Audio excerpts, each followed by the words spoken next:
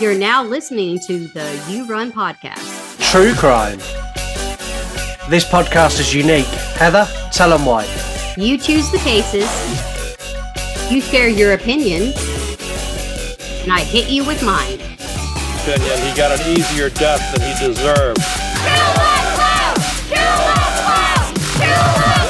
Casey was the first Illinois prisoner executed against his will. An eyewitness later described Bundy's last moments of life. He made reference to his loved ones and to his family when he was saying his last words. A serial killer comes about by circumstances and This is the You Run podcast. This is the only true crime podcast where we put you in control. You become part of our team as me and Heather take you through the cases that you have chosen. This is not our show. This is your true crime. That bitch is cray-cray. She's real crazy. Hello, welcome to the You Run podcast. My name is Scott, and as always is our splash of wine to the true crime, the fantastic Heather. Hey guys, it's Heather. Each month we take you through a case that you have asked us to investigate and share with you. Don't forget, you can call the show anytime you want. Go to yourunpodcast.com. You can record us a voicemail there. To make it easier, because I know that's a bit of a pain in the arse, you actually need to do something more. You need to go somewhere else. Any social media you follow me on that you can send or record a voice DM, do that. And I can take that audio and put that on the show as well. You can say anything you want. It can be, you can ask us to do a case. You can say how wonderful we are. You can complain about something. Whatever it is, I'll put it on the show. And depending on what you say, me and Heather will respond to you accordingly. So if you ring up and say that me and Heather are rubbish, I'm going to be quiet and let Heather tear you to pieces. Yeah, don't do that. 10 out of 10, I don't recommend that you do that. You will be dead. I really hope someone does now, just so I can hear Heather rip them to pieces. I'm going to make up new cuss words. I'll be fucking it'd be like, fuck, shit, goddamn, motherfucker. It'll be all one word, though. It'll be all one thing. We're a completely free show. We're ad free too. So I don't stop midway through and go, here's a message from our sponsors. I don't want your money. I don't ask for your money. All that I ask you do is you go and leave us a review on Apple Podcasts or Spotify. 5 stars, write something really nice, preferably about Heather, because she'll like that. Something nice about me, I'll take that too. Yes. But we have had our first review. 3 episodes in, we've had our first review. Awesome. So we've had a review from Horror Viking, who's been a guest on the You Run podcast on the horror movie review. She loves true crime, which was completely, I didn't know. And the review says, my new favorite true crime podcast, so easy to listen to and so much fun. Awesome. We love you, Horror Viking. You will not get cussed out. I won't cuss you out. Actually, I talked to her, so she knows I won't cuss her out. So 5 stars, say something nice about the show, or Heather, because we know Heather's got the star power that makes you come back each week and listen. I mean, I just like to hear nice shit about me. Yeah. Thank you. Yeah, and Heather's the star, and I'm just like the assistant. I'm the assistant to Heather. You're my bright, shining star, too. Are you going to say I shine bright like a diamond? You shine bright like a diamond. Damn, that was fucking awesome, actually. Thank you. That was pretty good. I think what I might do is just cut that out and add that to the intro now. Right? Fuck Rihanna. Speaking of stars, we have a star to join us on this episode. I said we'd have a guest, and we have our very first guest to True Crime with me and Heather together.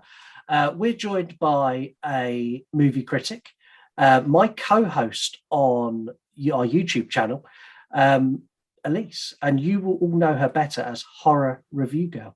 Hello. Hello, thank you for having me on your new co-hosting thing. I love it. So excited to see you. I was going to give you backup vocals on the whole bright like a diamond thing, but I didn't want to ruin it. No, it's okay. You're owning it by yourself. I think we need that now. You need to do backup vocals for it. You don't. You honestly, if you want people to keep listening, you don't want that.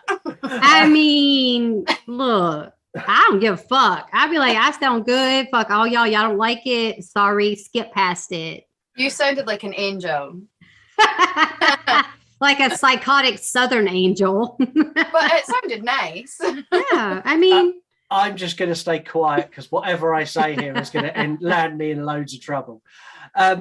Elise, you are a movie critic, whether you like to be called a critic or not. Yeah, you are. Yeah. And everyone can find you at Horror Review Girl on Instagram, and you do right. fantastic movie reviews. Yes. You're obviously on YouTube with me, and we've got a new episode coming out on the 1st of June with our first guest together. Yeah, that's right. Yeah. I'm excited. I'm really excited. So we're going to be joined by Hilton Ariel Ruiz, who's the director and creator of Zombie with a Shotgun. And he's got a big announcement to make on our show. Oh, wow. Awesome. Which I'm really, really excited for. And on top of that, we're reviewing a movie. I'm so excited for this one. Go on, It's going to be great. Tell everyone, Final Elise. Destination. Oh, man.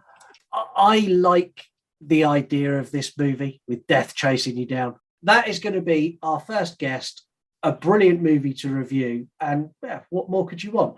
Go and follow our YouTube. Go and subscribe at You Run Podcast. Yes. Really, really easy. So easy. So easy. Yeah, and if you don't, I'll kill you. Well, that is true. Heather will kill. And you can do it. That's You can do it now. You can leave this playing while you go and subscribe on YouTube. So Yes. I don't sing. I sing for you. I don't give a shit. I'll sing. Having Heather and Elise as co-hosts on separate shows is fantastic, and I love both of them, and they're wonderful to work with. I feel a butt coming on. There is a little bit of a but. I want everyone who's listening to understand the amount of editing that is going to go into this episode to make it It'll editable. be fine. It'll be We're fine. not that bad. It'll be fine. Baby got back. You can do it. Put your back into it. Yeah. What? You can do it. Go back into it. I can do it. Put my back into it. Okay, never mind. See what you started? Yeah, you started that, Scott. Yeah, completely my fault. And obviously, there's going to be no editing required for this episode whatsoever. Oh, absolutely not. It's perfection. On this episode, we're also going to feature our new game, which Elise is going to be the am I the first first person. one to do it? You are. Yes. Oh, wow. This is You are. our brand new game. And when I sent you the rundown for the show, it just said game. And I will keep it just as game until we get to said game. Oh God. You're going to do great.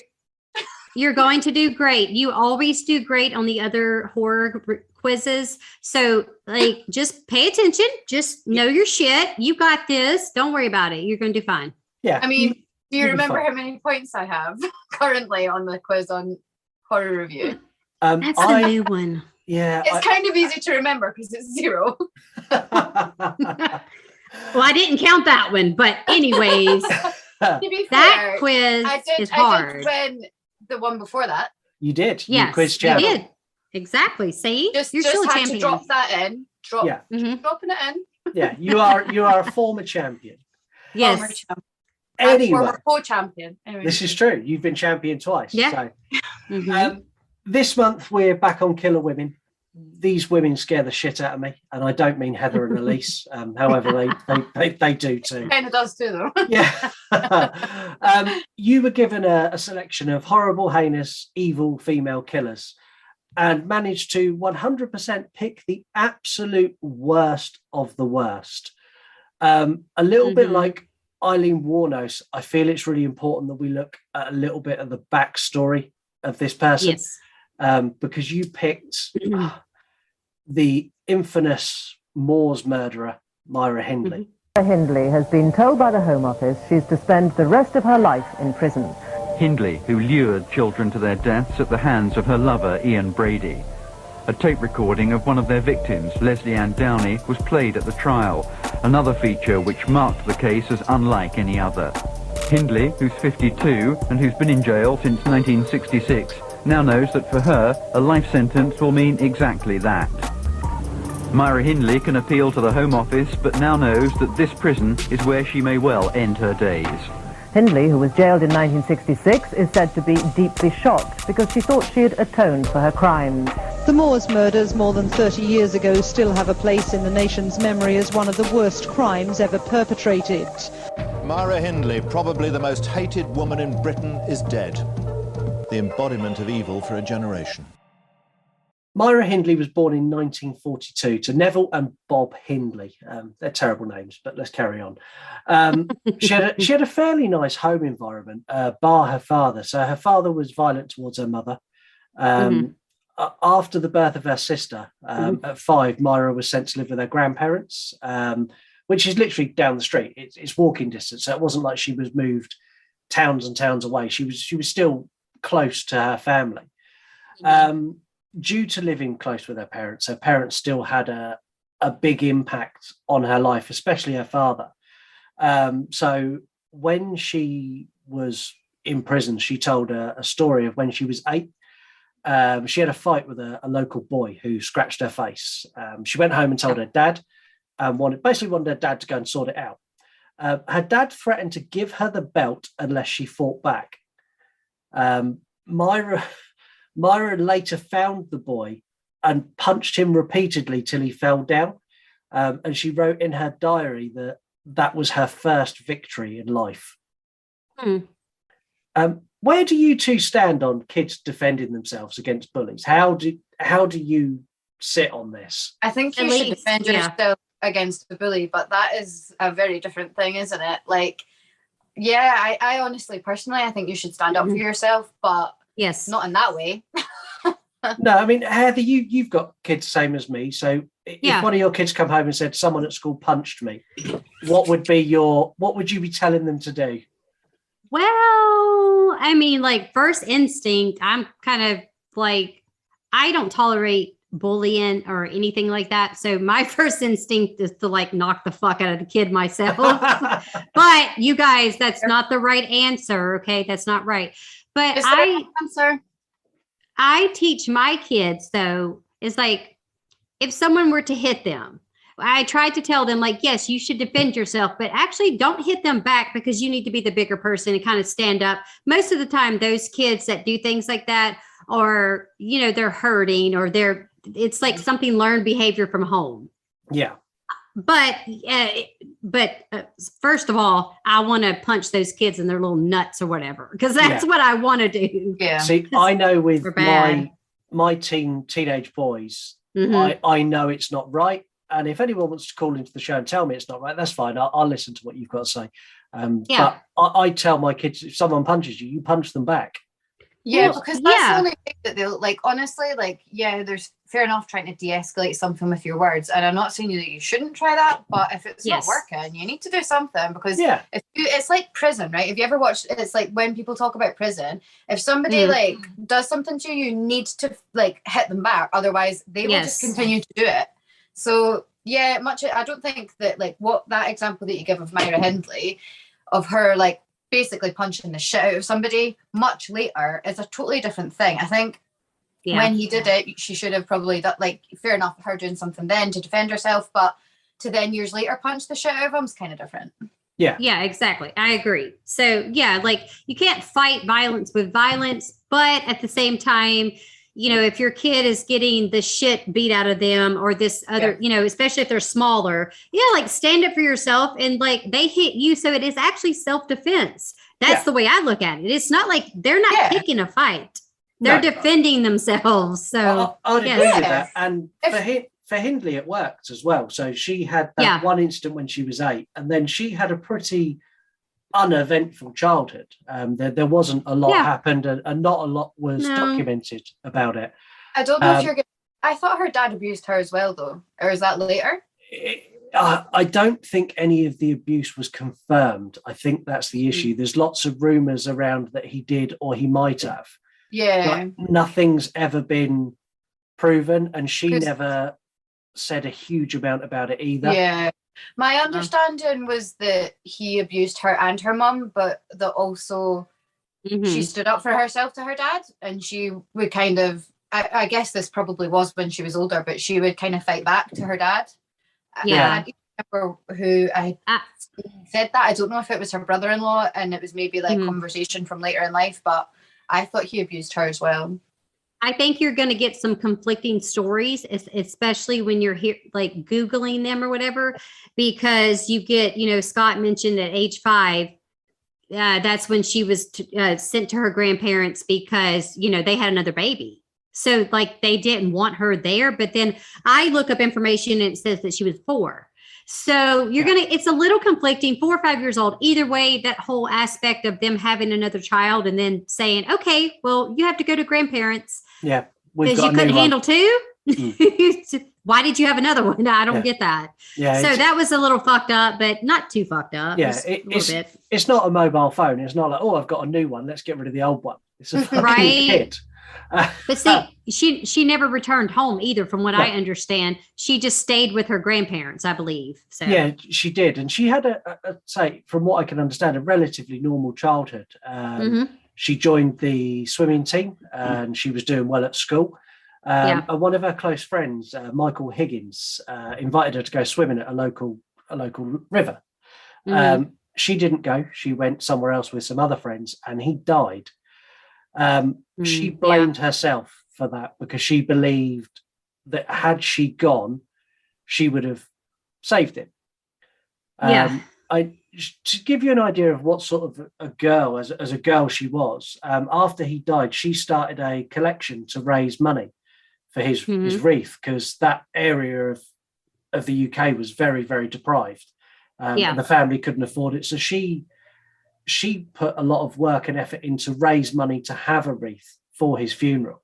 And this is where she started taking an interest in the Catholic faith. And she was confirmed as a Catholic in 1958. And that started almost a borderline obsession with Catholicism, which, if you're reading Old Testament shit, if I'm being honest, I am a Catholic before anyone comes at me. If you read Old Testament shit is not the stuff you should be teaching anybody. It's all wrath and fury and rage, and the Old Testament is very, very angry, and that's kind of what she got into. And she stuck with that until she was like, when she got her first job, when she was like 17, 18. And again, she was well respected, well liked. She lost her first paycheck when she got her first job, and she was so well liked that her co-workers chipped in and compensated her, so she still had a paycheck. Wow. And you wouldn't do that if your co-worker was an asshole. Well, no. Back to our childhood, I don't know if you guys found this. Again, I actually only found this from one thing I was looking at, but a childhood friend of hers was quoted as saying that Myra didn't show any empathy to other children if they were hurt. Did you read that? But so they said that she was kind of different. And I don't know if it was the same childhood friend or a different childhood friend, but they'd also said about her friend that died of drowning. I guess, I don't know if he had an open coffin at his funeral, but she was like fascinated by his dead body as well. So there was a couple of things in there in her childhood that were like, oh, okay. Yeah, there's a couple of alarm bells ringing. But on the whole, there are weird teenage kids. I was going to say, though, kids don't always understand if somebody else is hurt. You need to learn that, don't you? If somebody else is hurt, that's sad. Like, you don't, Yeah, and if her dad's taught her that basically there is no such thing as weakness. It's okay to be hurt, I don't know. She had some issues, but I don't, from what I've read and what I can see, I don't think she was necessarily a bad kid. She was just a bit odd. I think she was just a bit tough. Yeah, it's also like, when did these childhood friends say it? Like, did they say this prior to finding out about her, what happened later in life? When, were they looking for it then? Like, or would they have noticed that if she hadn't gone on to be a murderer? Like, do you know what I mean? Is it just something that somebody said, oh, well, actually, I did notice that when she was younger, but you're just saying that because of what she did when she was older. Yeah. They're spiking the story up. They're basically like, oh, this one time she was kind of aggressive, so now it makes sense as to why she murdered 5 children. Right. Yeah, that's like, so that's what I'm saying. Some of the stories are conflicting because you're getting it a lot from other people's accounts and not so much. It's hard to find a legitimate article that has like the actual facts in it. And that was my issue. Yeah, I mean, so when she was 17, she had a brief engagement with a guy that everyone thought she was going to marry.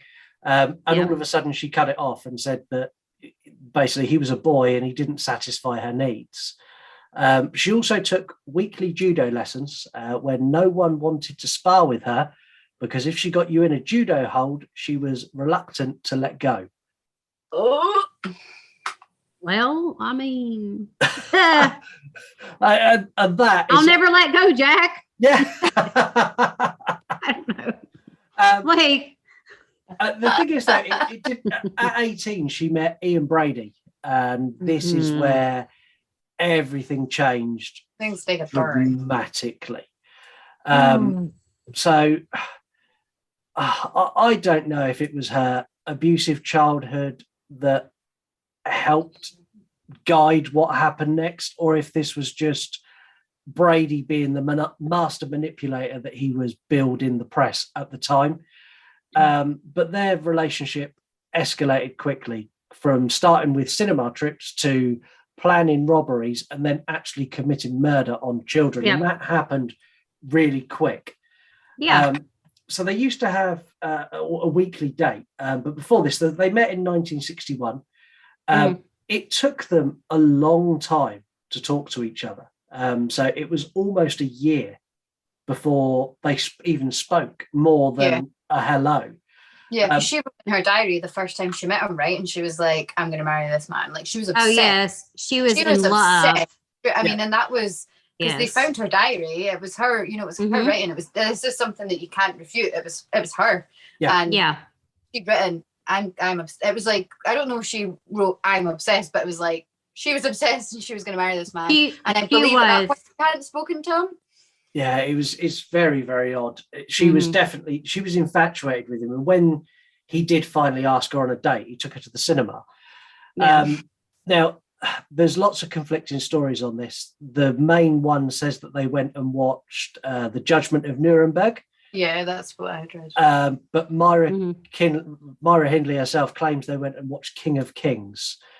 It's irrelevant. Both are not movies you should be going on a date to. But this went on for quite a while. So they would go for their date, they'd go and watch an X-rated movie, and they'd go back to Myra's and they'd drink wine till they passed out. That's not healthy. I mean, I've been there before with the wine. I ain't saying it's healthy. I think Elise can speak on this as well. Like, we be drinking some wine, right? And we be passing out, but I ain't killed nobody. Maybe not on like when I first, I waited until me and Mikey had been together for like a little while before I really drank wine.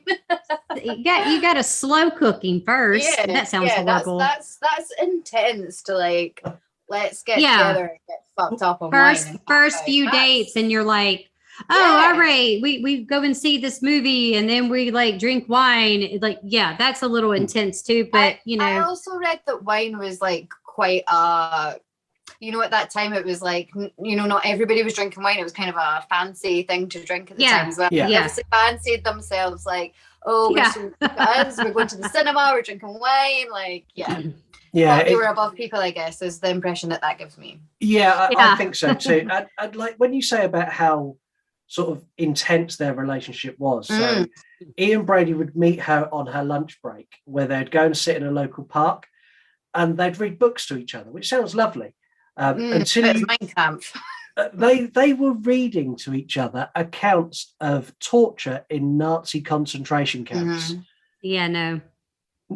They weren't sat there reading Pride and Prejudice. This was horrific. No. You don't read this to people you love. It's just so bizarre. Absolutely not. So this went on for about 2 years. So they had this pattern: cinema, wine, reading Nazi stories to each other.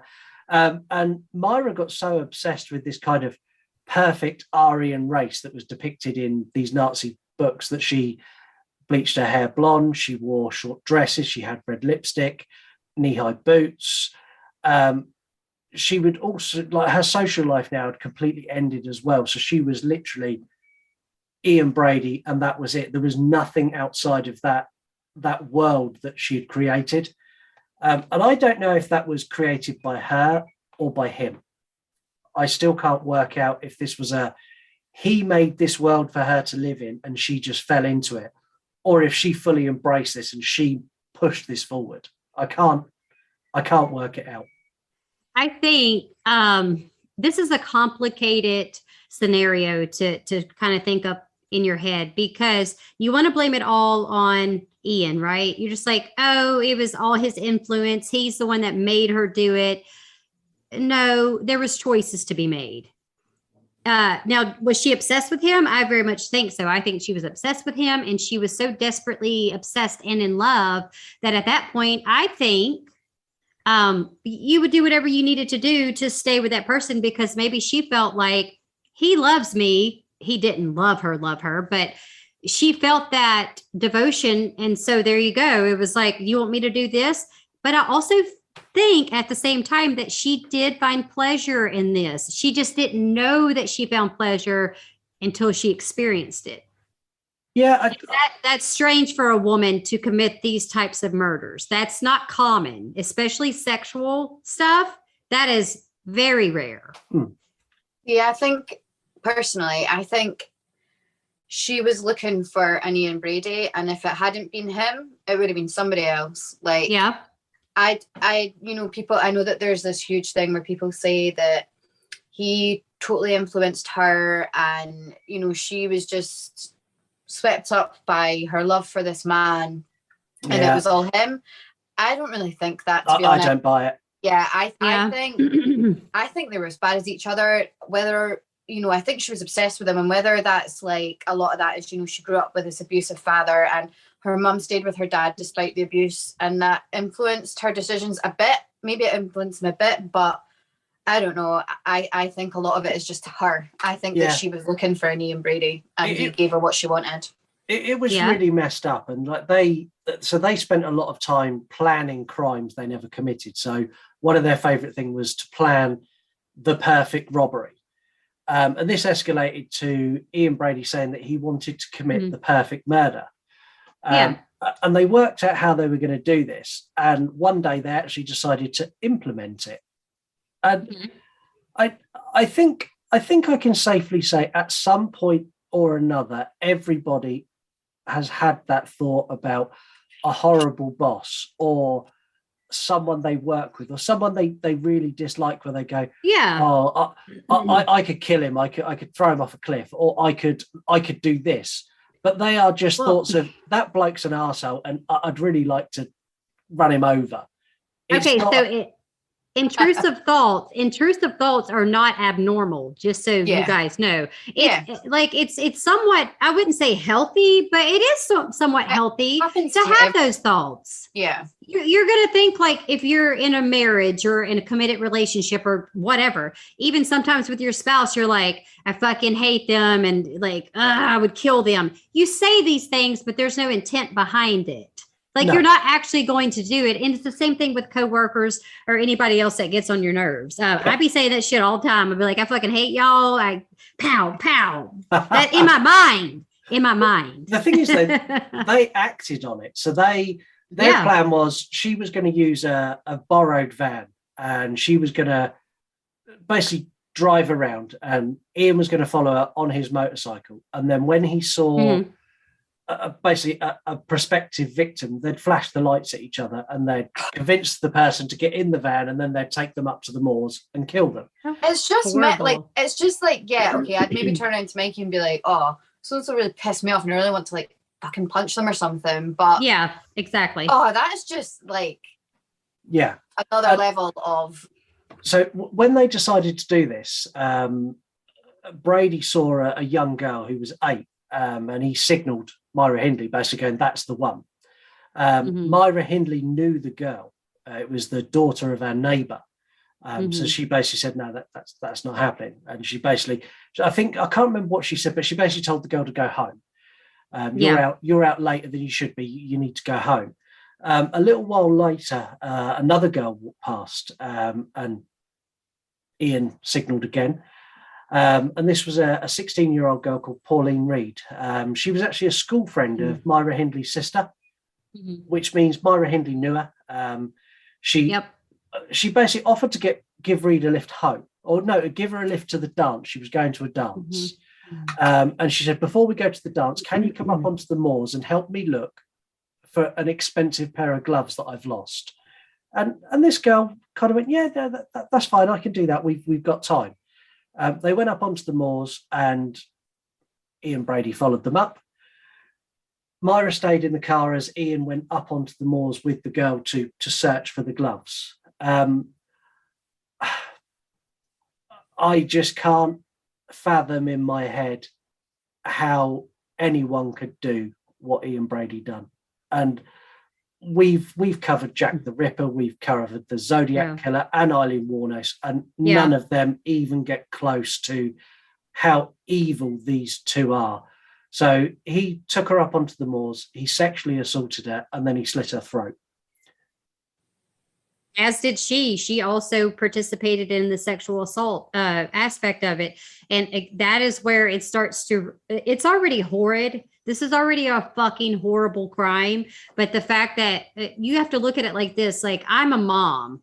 And so I look at it like from that female perspective, where I'm like, how the fuck could you want to do anything sexual to a child and then find pleasure in it? And also watch your significant other assault a child.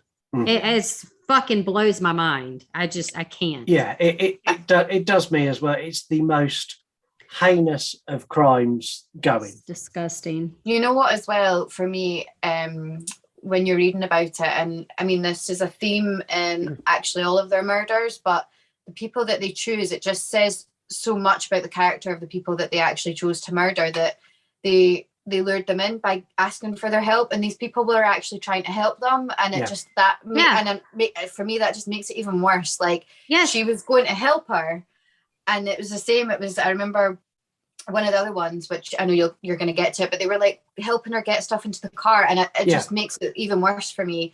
And I remember reading about this one in particular. She was going to this dance, and she'd bought these new shoes, and when they found her, like, the writing on the shoes was really clear because she'd bought these new shoes. And it's just like little details like that. It make it so human, and it really, like, how you could do that to another person. I know. It's mind-boggling to me. So the first murder they committed was in July of 1963. And then it didn't take them long. So November of 1963, Brady and Hindley were walking through a market, and they offered a 12-year-old boy called John Kilbride a lift home, saying that his parents might be worried that he's out late. And they also promised to buy him a bottle of sherry. Now, before I go on, I've got to ask, what 12-year-old boy drinks fucking sherry? Who drinks Not sherry? mine. Yeah, who the fuck drinks that shit anyway? Like, I don't know. I don't know if that was a thing of the times, that sherry was a thing. It was. I'm sure it was. I'm sure, like, I hope so. It sounds disgusting, actually. I don't know.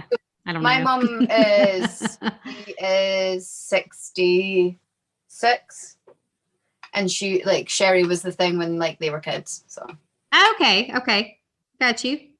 Yeah, it must have been delicious. I don't know. Yeah, and again, so we're talking about. Once they got John Kilbride into the car, they done the same again. It was like, oh, before we go, can we go and search for gloves on the moor? And this little boy said yes again. Again, he was sexually assaulted, and they slit his throat with it. So they slit his throat, but that didn't kill him. So they then strangled him with a shoelace. This makes me sick thinking about these children. These poor children. I understand crimes of passion. I understand rage. I even understood Eileen Wuornos. I understood the reasons why. With this case, I've tried so hard to understand what made you. And there's no excuse. These people were just evil to the core. It made me feel so uncomfortable looking into this. I sent Scott like 3 messages this week, and I was like, she just makes me so uncomfortable. And I mean, I don't mean Ian Brady doesn't. I was looking into her specifically, which is why I talked about Myra specifically. But exactly. Oh my God, just makes me so uncomfortable. You know, I think that the thing is that they're committing these crimes against children. And yes, they're some of the most horrible, right up there with Rosemary and Fred West. They're also fucking atrocious. Okay. Another serial killer duo. But the fact that they attacked children that were defenseless, that actually makes them pussies, if you ask me. Yeah. It's like, what the fuck's wrong with you? You know, Eileen was killing grown ass men, not saying you should kill men or children. Don't kill anyone. That's not what I'm saying. It's just like, how much of a coward and bitch were you that you went after defenseless, small, young children? Yeah, we're trying to help you. Yeah, they did. Exactly. And the thing is, their murders are about 6 months apart, because it was June 1964 that they asked 12-year-old Keith Bennett, who was on his way to his grandmother's house, for help loading in some boxes to their van. They admitted to, though. Do you really believe there wasn't anything in between that? I think there. I think so. Oh, for sure. Yeah. For sure. I think they murdered significantly more than, and I'm sure you were probably going to, get to that. I'm jumping in, but I think these gaps, I don't think these gaps are gaps. No, I don't think they are either. But we will get to that. I am going to touch on that, because I think there's considerable amounts more. Yeah. Sorry, the head. Just tell me. No, that's right. So after Keith Bennett had helped them load their van, again they used the same. Can you come and help us look for a lost glove? After about 30 minutes, they returned home. Or Brady returned. They returned home alone. They'd buried him on the moor, because this time they'd been more prepared. They had a spade ready on the moor. They had things planted for when they got there. So again, they sexually assaulted this poor boy, strangled him with a piece of string, and then dug a hole and buried him. I mean, like, my thing is like, he's sexually assaulting not only the little girls, but boys too. And I'm just like, what this is just, I cannot deal with it. Like, it literally makes me sick, because I'm like, I would fucking blow his head off. Like, that's me, because having small children, as you know, Scott, so do you. I can't imagine. I would be in fucking prison for sure. Yeah, like I would be in prison for doing a much more heinous crime to Ian Brady than he. I'm shooting his dick off. Like, everything's getting shot off. Fuck him. I don't think you should get convicted for that. No, I don't either. That is true. You know, there's a UFC fighter. I don't know if you've heard about this. There's a UFC fighter, Cain Velasquez. Have you heard about this? Yeah. You heard about this, Heather? I believe so. Yeah. Just let him go. Sorry, there's just if the people that are listening haven't heard, a UFC fighter is being currently done for manslaughter for trying to shoot somebody that was sexually abusing his child. Yeah. I think just fucking let him go. And I know that that's not how the law works, but it is how it should work. And agreed. Especially when we get on to the next murder that Brady and Hindley committed. And Keith Bennett, they never found his body, right? That's still to this day not being found. No, still to this day not being found. Imagine the torture his poor mother, like, because she like made campaigns. I'm sorry, are you going to get into this as well? No, I'm not going to touch on the campaigns, because the campaigns were horrific, because she campaigned for a long time. Yeah, and that poor woman, that she took that to her grave. That breaks my heart, actually. That was. She could never live her life after that, because she just wanted to know what happened to her little boy. Yeah. And I think the fact that, like, Hindley helped, like, she pretended, like, none of that was for show. That was all, I feel like that was all almost a joke to Hindley, to pretend she was helping. Yeah. Find where the boy was. I think it's horrific. And I think Leslie Ann Downey is, for me, the worst of their crimes. All of their crimes are horrific, but this one really hurt me, and I won't lie, I got upset when I read about this, and even more upset when I watched the documentary. So they approached this girl at a fun fair, and they deliberately dropped some shopping, and she offered to help to load it into their car. So they done that, and then they give her a lift back to their house in Wardlebrook Avenue. They took her in the house. They undressed her, gagged her, abused her, strangled her with a piece of string, and killed her. But they photographed it and videoed it as well. This takes things to a whole new level of horrific. The following morning, they drove her body out to the moor and buried her naked with her clothes at her feet in a shallow grave. It's just so beyond repulsive that it's almost hard to find the words for. And that actually got me almost a little emotional because, this is the victim that they recorded as well. So you can, and I am not macabre enough. As much as I love true crime and horror films and stuff like that, there are certain things I can't do. And there is a recording that I believe you can actually, evidential stuff, but you can listen to it. And I do not recommend listening to it because I have actually, not on purpose really, but I have heard some of it and it is, you do not want to listen to it. Yeah, I was kind of curious about it to hear what Hindley was saying, but I couldn't. I didn't even try to find out because I was like, I can't. So I heard it's hard. She kept the string or the rope. She kept that. Did you? Yeah. Were you about to say that? No, I wasn't. No, you carry on. She kept the murder weapon, and she would apparently play with it in public. She would, have it out in her hand, and she'd be walking down the street playing with it in public because I guess she got some sort of gratification from doing that. I just Yeah, and I think the worst bit about this, and I'll get onto it a little bit more later. So when they found Leslie Ann Downey's body, it couldn't be identified by her mother. So her mother had to identify her from the videotape. And I had read that the mum had to do it because Myra refused to admit that she was part of that. Yeah, she did. What the fuck? Yep. I have heard that Brady was the one that masterminded this all. And I'm like, when you think about stuff like that, her keeping the rope, her refusing to identify this poor little girl, and no. Yeah. I mean, I heard a small section of the audio on one of the documentaries. I would not advise anyone go and listen to it unless you really, really want to. A brief overview of it. It's this poor girl begging them to let her go and saying that all she wants to do is go home to her mummy and daddy. I just can't. It's awful. Absolutely awful. It's so devastating. It is. And they didn't stop. So October 1965, Hindley took Brady to Manchester Station, where he waited outside, she waited outside in the car while he went in to select their next victim. He reappeared with 17-year-old Edward Evans, who was an apprentice engineer. Brady later claimed that he picked up Evans just for sex. They drove back to their house where they relaxed, all three of them over a bottle of wine.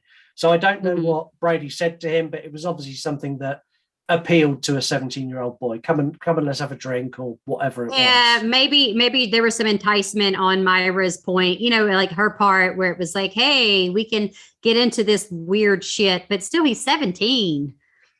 Yeah. I don't know. Yeah, it's just horrific. So they took this poor boy back. Long and short of it, I'm not going to go into it. They called. I'm gonna because I have to. I hate true crime. Just to reassure remind everyone that I do not like true crime. So this case in particular for me is fucking horrific. It is. That they got back to the house and that they were drinking miniature wine bottles, and they called. So Hindley returned with Smith. So she went out and she came back with Smith, who was brother-in-law. And the idea of Brady and Hindley was to kind of bring Smith into this weird world that they had created of murder and all sorts of horrible things. Now, Smith later told police, because Smith chopped him in, this is how they got caught. So they took Smith in to sort of go, oh, come with us, come and do these horrible things to this boy. And Smith was like, nah, fuck, I'm out. And he told two police that he waited for a couple of minutes after they'd gone into the bedroom. And he heard a scream that sounded like a high-pitched woman. He then went in and he saw Brady throttle Smith with a length of electrical cord. And Brady sprained his ankle in the struggle. Evans' body was too heavy for Smith to carry to the car on his own, so they wrapped it in a plastic sheet and put it in the spare bedroom. Now, Smith didn't want anything to do with this. I thought he helped catch it. He did, after he'd strangled him. Oh, okay. So he strangled him and then beat him over the back of the head with a hatchet as well. I just can't get my head around, one, the crime, but two, at what point, if you're a murdering couple, do you go, I know, my brother-in-law will really like this. Let's give him a call. He'll be into what the fuck? I was curious what you two thought about the whole David Smith part of it. I just don't get it. I don't understand at what point did they think Smith would be into this? Because he really wasn't. Because he was a petty criminal, right? Like, so he'd been already at a young age, he'd been done for GBH and stuff, right? Yeah. That's correct, isn't it? So I don't know if they thought, oh, he's done that, so he'll be fine. I don't know. This makes me curious. Like, I watched the documentary on Channel 4. It was that I was watching. Yeah. It had David Smith was on it, I guess, obviously from a previous interview at some point, and he was talking about it. I found him quite convincing when I was watching him talk about it, and he was saying, I would have done whatever I had to get out of that house, and as soon as he got home, he reported it, right? And that's how the whole thing fell down. But yeah, he did. So he got home, and his wife could see that he was distressed. So bear in mind, this is Hindley's sister. And she went, what's wrong? And with that, they then took, so he was armed. He took I can't remember if it was a bat or he took something, and they went to a phone box and they called the police. He then went into the police station and reported everything. He literally threw them completely under the bus. This led to, I'll call it a sting operation, but this was a police sting operation that had no real pre-planning. So they went to the address and they kind of had an idea that there was a body there. The detective didn't want to just go and knock the door and announce himself, so he flagged down a bread man. This is crazy. And he took the bread man's costume as kind of like a disguise, and he went and knocked on the door and tried to get in and couldn't get anywhere. And when he couldn't get anywhere, he then announced who he was. So he put it on, couldn't get in, and then went, look, I know, actually, I'm not a bread man. I'm CID, let me in. But they kind of let him in, right? And he was like, I want to go into that room, and they were like not happy about it, but they let him in, didn't they? Well, they turned around and said that room was locked. The room where they had the body, that room's locked. We haven't got a key.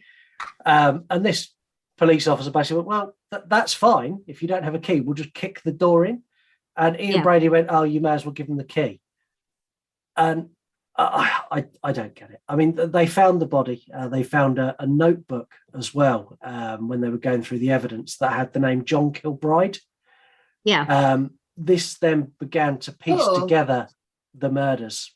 I thought that they found that notebook. So I thought that they found the body, and then David Smith told them about suitcases that they'd hidden in a train station.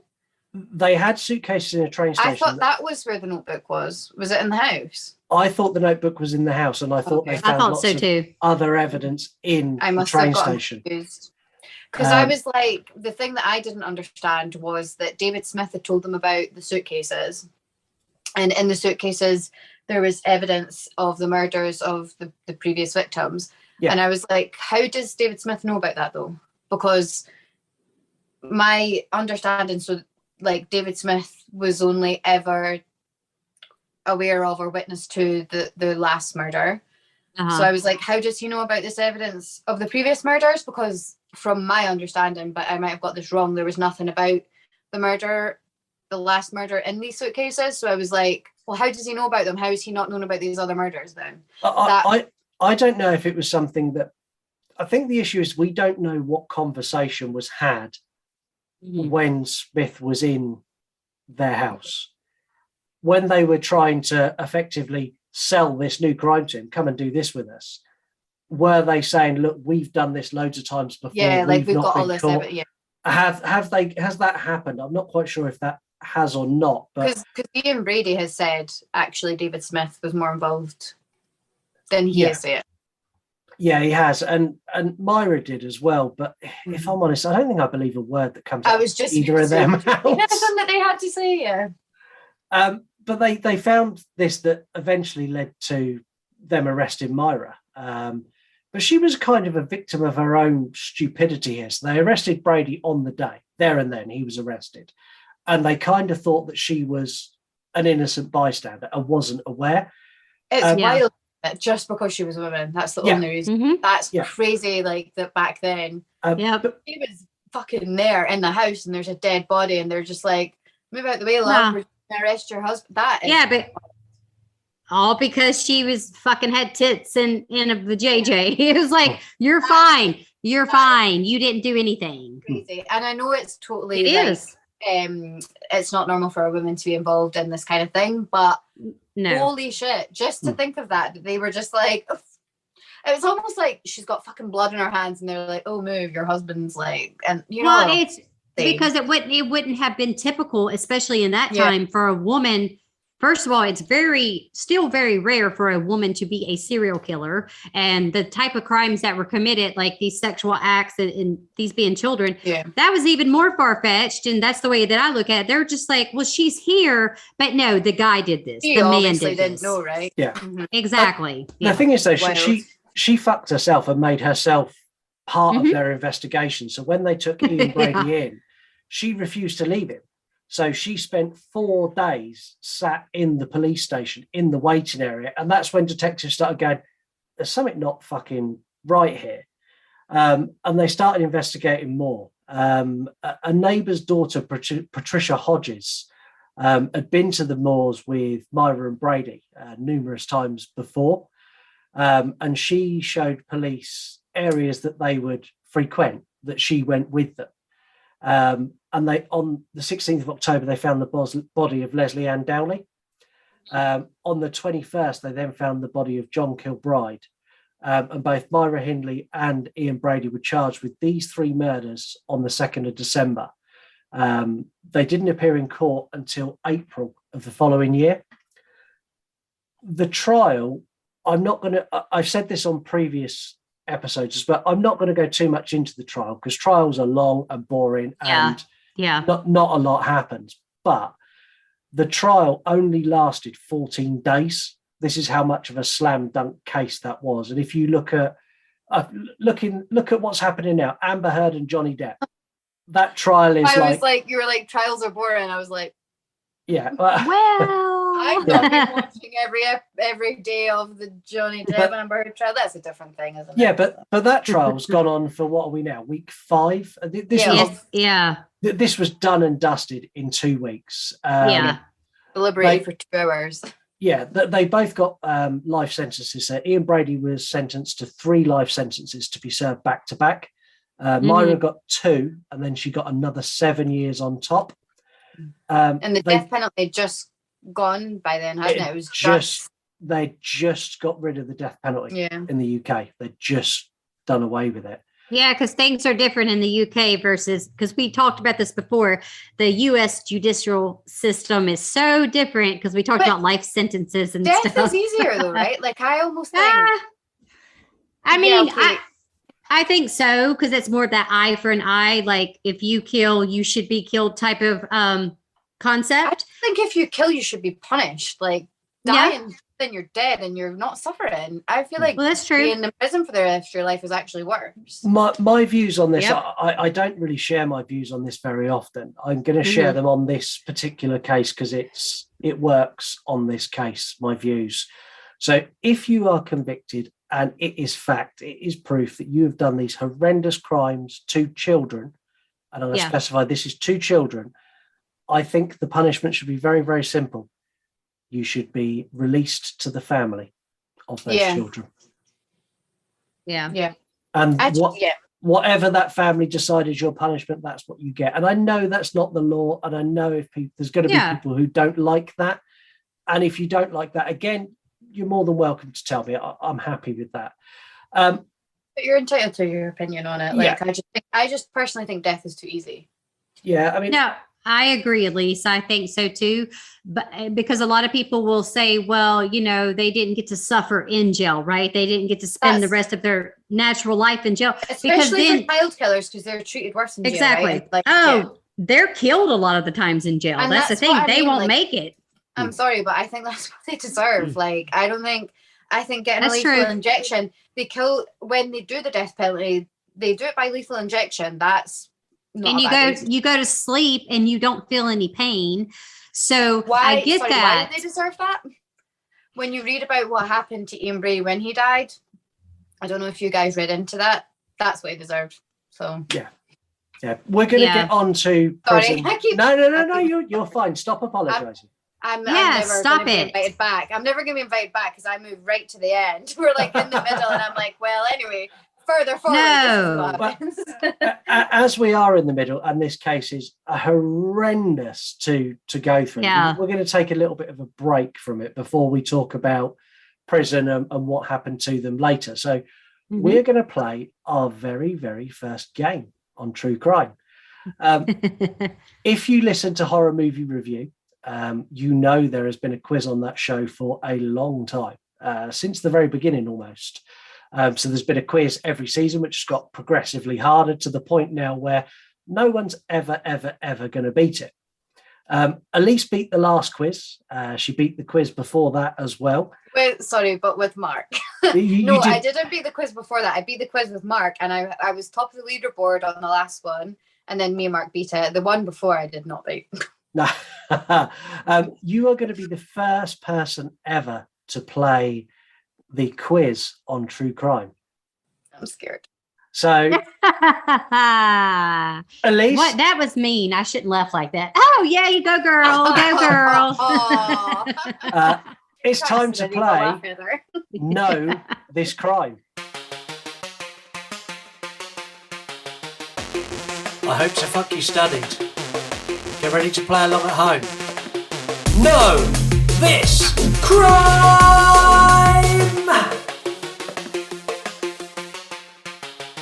Can you beat the quiz?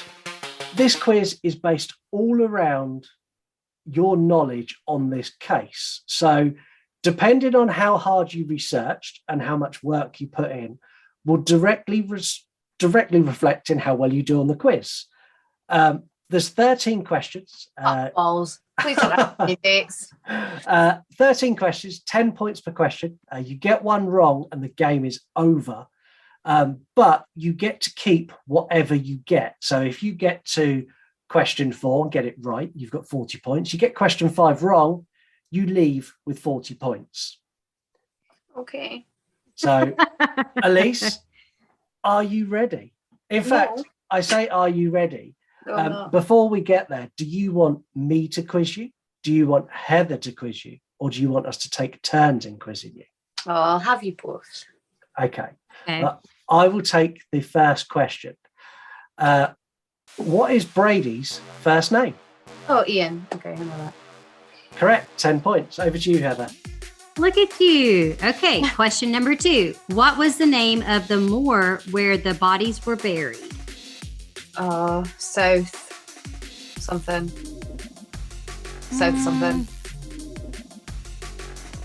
I didn't really look into the mirror, and I've not read it. That's not correct, and I don't want to be a fucking bitch, but what am I supposed to say? Wait, do you want me to give her like 5 more seconds? Yeah, give her a little bit longer to think, because I can see she's frantically trying to scroll through her notes. And I'm gonna wait till the point where she's quite excited, and then we'll run her time out then. Oh my god, it's not something there. Let me think. It's not. I feel like you almost said it because you I don't want to know if I'm supposed to, if I can give her a clue. Yeah, you can give her a clue. She's the first one. Okay, so where? Sorry. Saddleworth. Yes. Something. 10 points. Another 10 points. So you're on 20 points. Question number 3. How old was Myra Hindley when she met Ian Brady? 18. She was, correct. What did I fucking say? She gonna win this shit. Question 4. What movie? Question 4. What movie did Myra Hindley claim they saw on their first date? See, I know it was the Nuremberg trials that everybody says, and you just said it. King of Kings? Yes. You're correct. I was going to say, just to remind you, I did say that at the beginning. Yeah, no, you did. I really remember what everybody else said it was. Okay. Question number 5. What was the name of Myra Hindley's dog? Puppet. Wow. Yeah, correct. If you're around 50 points. Fucking ace in this shit. Question 6. Listen, I read extensively about Puppet. Question 6. What was the name of the Moors murder's 4th victim? You got this. Was Leslie Ann Dowd? That's correct. Wow. That is correct. Maybe I need to make these harder. I feel like you just expected so little of me. No, she did her work. I did, to be fair. Question number 7. During the trial, Hindley's brother-in-law sold his story to a newspaper. News of the World. Wow. You didn't even finish the fucking question. Fucking genius. Damn it. Give it to her, all of it. Okay. Question 8. When he sold his store to the News of the World, he was paid £1,000. Is that correct? Yeah. Okay. And a weekly fee leading up to the trial. How much was the weekly fee? £20. It's not correct. £10. I thought it was 20. 30? No.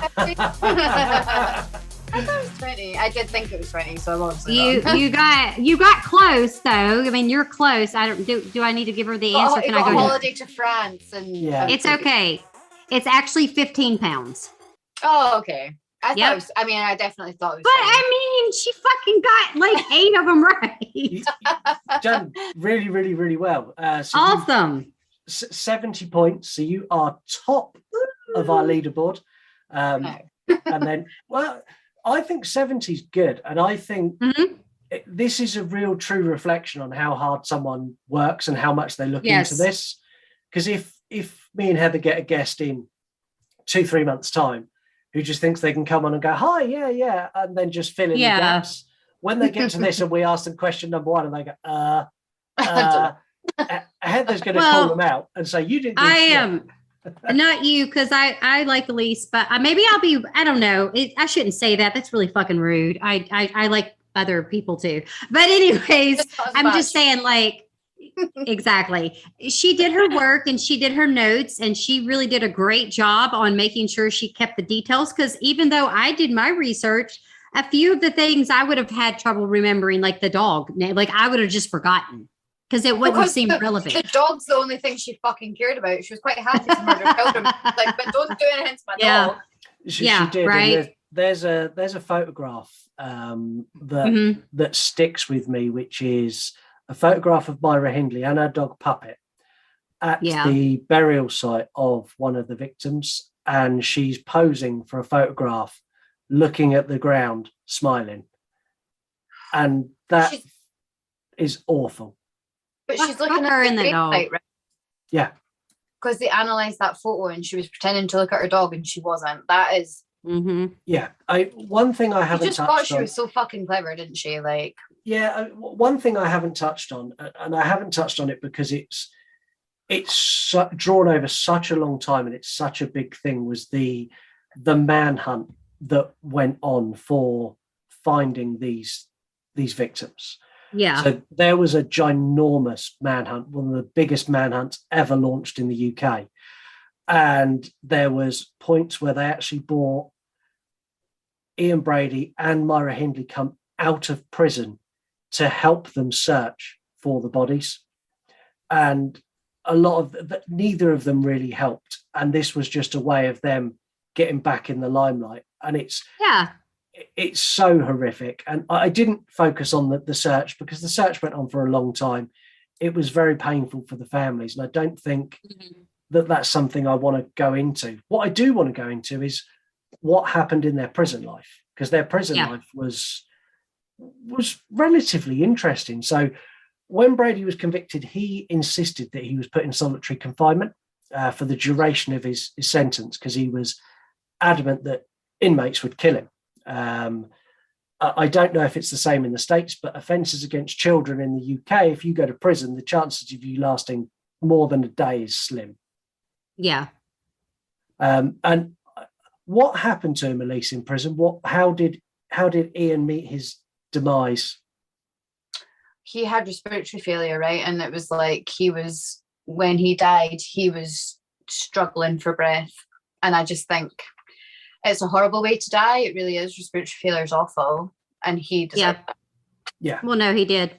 Yeah, he did. And he was actually diagnosed as a psychopath in 1985 after a battery of psychological tests. He tried to starve himself and stuff, didn't he? So he was like, oh, I'm not going to eat then. And they were like, well, okay, we've just changed the law, so we're just going to force you to eat. And then he tried to appeal it and everything. The guy was just... He was an actual psychopath. Like, he's fucking crazy. He was Yeah, he was. And the crazy thing is, so he wrote a book in prison. And it spoke of his friendship with someone called Graham Young. And for those of you who don't know, Graham Young was also known as the teacup poisoner, who I would love to get on the show, because there are very few poisoning male serial killers. Yeah, that's true.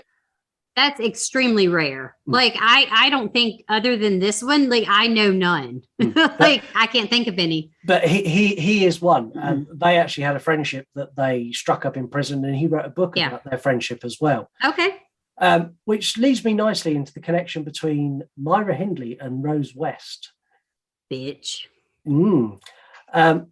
These two are the worst of the worst female killers. They were incarcerated together in HMP Durham in the mid-90s, where, believe it or not, they had a love affair connecting over their stories of the crimes that they committed.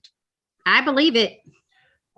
It was short-lived, though, because they actually ended up becoming rivals in the prison. And this was all because of Myra. So in the prison, it was deemed that Rose West was effectively the bigger star, if there could be such a fucking thing. And Myra took offense to this, and she got upset because she saw herself as she was the celebrity. She was the big killer. And this is how they ended up in a rivalry. And they hated each other, and they tried killing each other, and then other people tried to kill each other for them. It was... it's the most ridiculous thing. These two heinous criminals got to meet and fall in love and bond over their crimes. They had a lot in common, though, actually. We're not going to get into Rosemary just in case we happen to get her. But there's a lot. I didn't look into her. I didn't actually look into their connection too much. To be totally honest, I didn't. I know that you put a poll up on it, and I couldn't remember whether you were looking into it, but I think I was just finding the rest of it. Like, I was looking into that more, I guess. Yeah. Once I got to this part of the case, I was a lot happier at this point, because they were both serving time. What they done was horrific, but I kind of feel there was some sort of justice here. Into a bit of input from the listeners, because this is the You Run podcast. Obviously, you picked Myra Hindley. Thanks a fucking bunch. Can you pick a nicer one next time, please? But we asked for input, and we asked for that on Instagram. I am going to drag that out to Twitter and TikTok as well. So Skellington fan believes that it was Myra who was the mastermind and Brady was the follower, not the other way around. Thoughts? Elise, you go first. I think that's scaling. I think that's a totally fair assessment.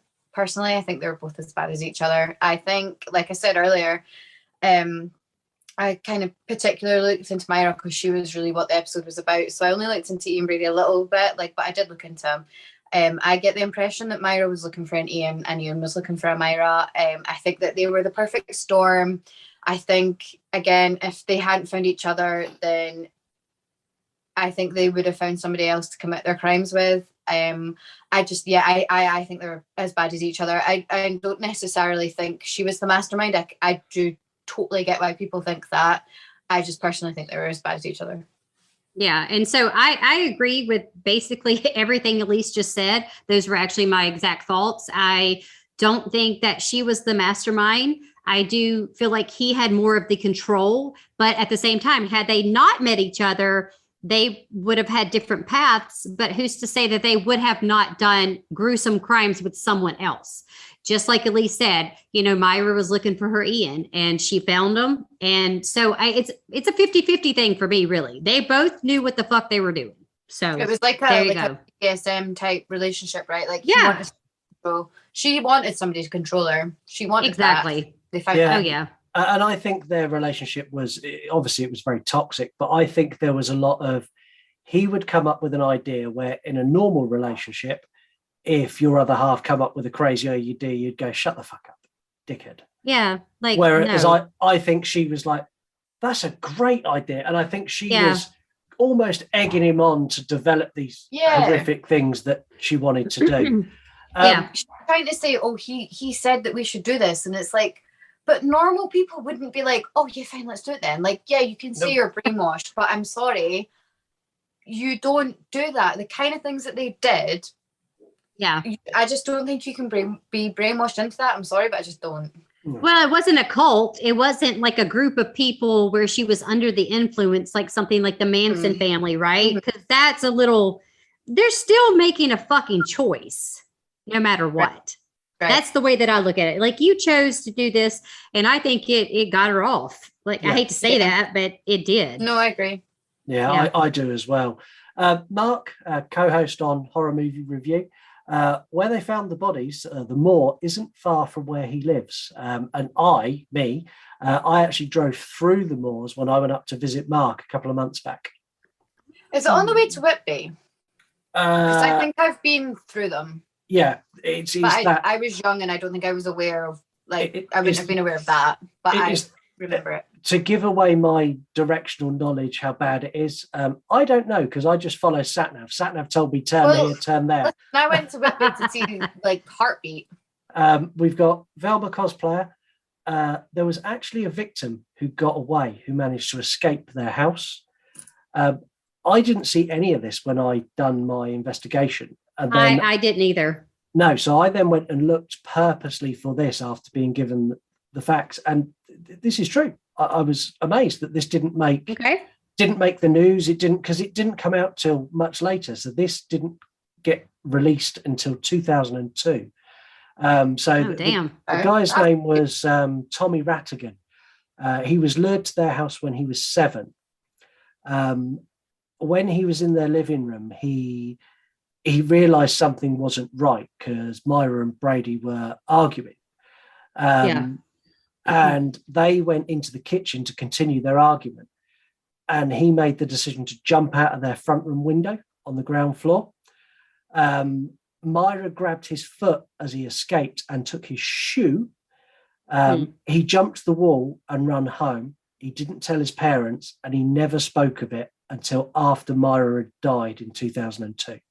That's insane. But that confirms Elise's theory on the fact that it wasn't just 5 murders, that most likely it was probably like 15, 20, 25, because this could have been another one. So if we didn't know all these years, we don't know that at that time frame, there weren't other children killed. No, and for people who don't know, the moors is ginormous. Just what I was about to say, the moors is, it covers such a huge area. Like, I think there's almost no way that there wasn't more.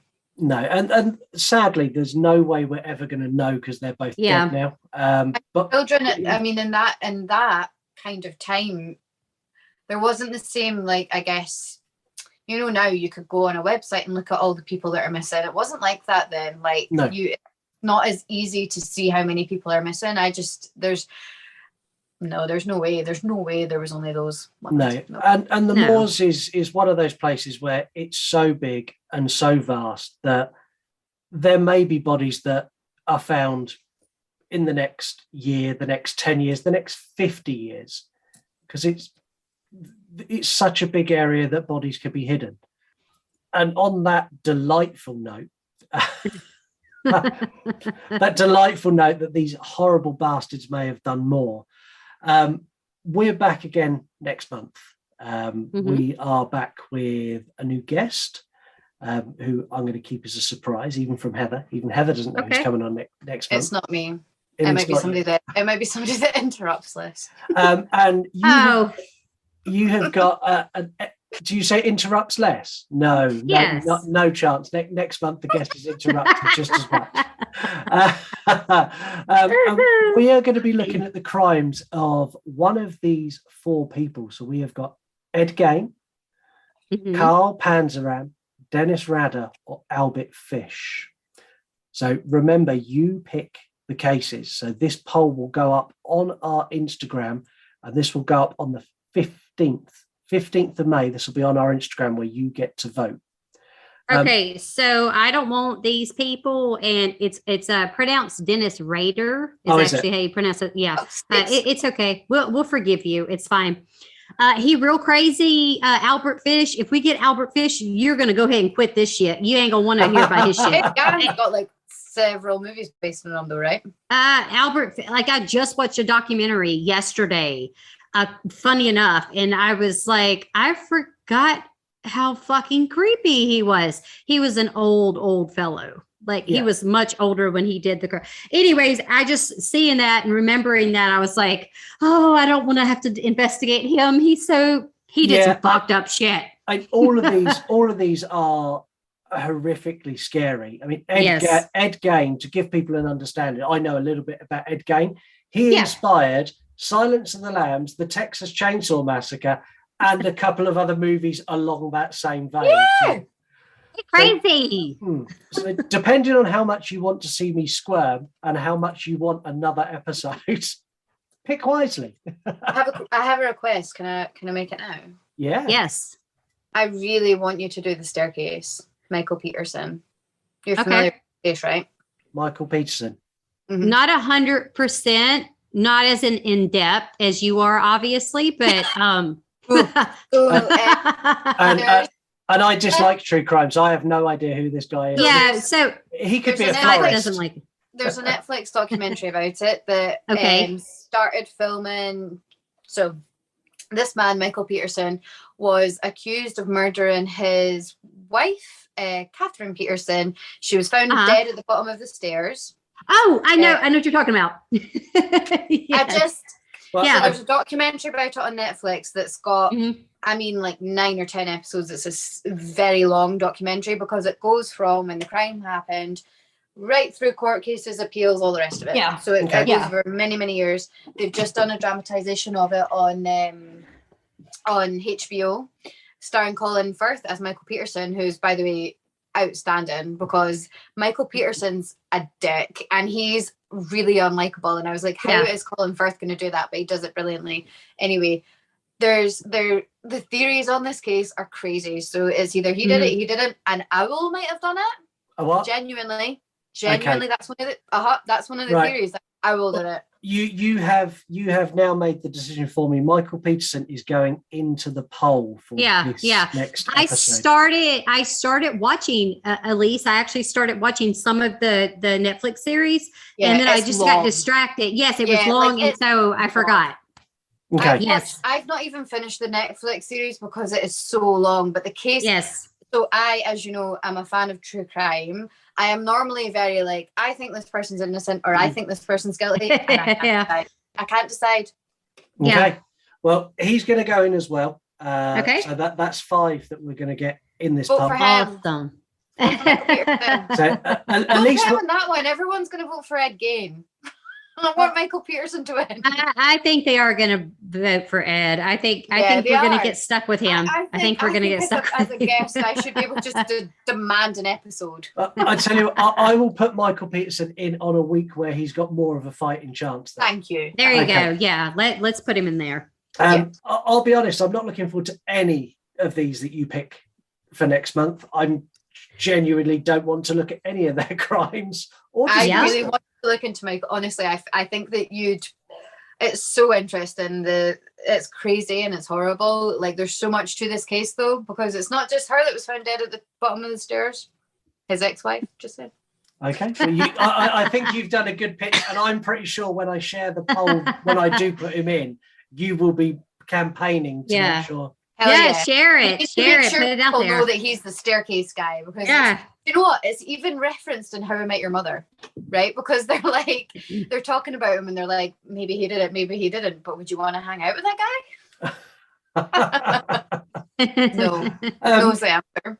Before I thank you, Elise, for coming on, I'm going to thank the listeners. So I checked the listeners' numbers, which I do quite often normally, but I haven't checked them since our last episode went out. Me and Heather, our minds are absolutely blown. Yep. Thank you so much, everyone who listens everywhere. A special shout out to people listening on Samsung podcasts, who make up 82% of our listener base. Yes, it's amazing, Elise. I was like, when Scott and I were discussing the numbers and he told me about it, I was just like, what the, like, we just started the true crime. Like, this just started. You guys, it's crazy, it, man. The podcast is great. I listen to it. I listen to it every week. I'm not on Samsung. I have to say, I'm one of your Apple podcast listeners. But I mean, it's great, but I'm not surprised, man. You deserve it. So thank you, Elise, and thank you to everyone who's tuned into every episode, because the last episode went through the roof, and then on the back of that, the previous 2 episodes caught up to almost level peggings. I'm absolutely blown away. So thank you. Well, you guys do so much research and you put so much into it, and you deserve for people to listen to it. You do a lot of work. I genuinely think people just listen because they know I don't like it and people are horrible. No. Or it's because you're good at it. You're very good at it, or they're scared of me. Or be afraid. That could be it. Yeah. Thank you, Elise, for coming on. No, thank you for having me. I'm sorry. I'm so invested in this. No. We if we're gonna have a guest on like this, we want to have enthusiasm, and we want somebody that's gonna participate and knows their shit. And you just, no pun intended, murdered the quiz already, the game. I was like, when I reflect on it, I'm like, I shouldn't have interrupted Scott when he was asking a question. I'm sorry, but I was like, I know this one. I'm excited. You're totally fine. You've done really, really well. Everyone needs to go and follow you. It's at Horror Review Girl on Instagram. If you really like Elise and you're listening now and going, she sounds cool, which she is. Yes. Go and subscribe to our YouTube. Again, You Run Podcast. It's really easy to find us everywhere. It's at You Run Podcast. It's not hard. Subscribe to our YouTube channel. On the 1st of each month, me and Elise have a new episode. The 1st of June, we're going to have a director of a movie with a big announcement, and I'm really excited. I can't say anything, but I don't know. I'm I don't know. No, Elise doesn't know. And we're going to talk Final Destination, and Hilton is going to play our new game for our show on YouTube. Awesome. Which again, Elise doesn't know. I've not discussed this with Elise yet. Listen, it's fine. You'll figure it out. You'll figure it out as we go. Thank you again, everyone, for listening. Heather, you do this bit so much better than me. So could you sign us off, please? All right. So thank you all for listening, and make sure to tune in next month as we dive into another gruesome case. But in the meantime, stay safe and always stay spooky.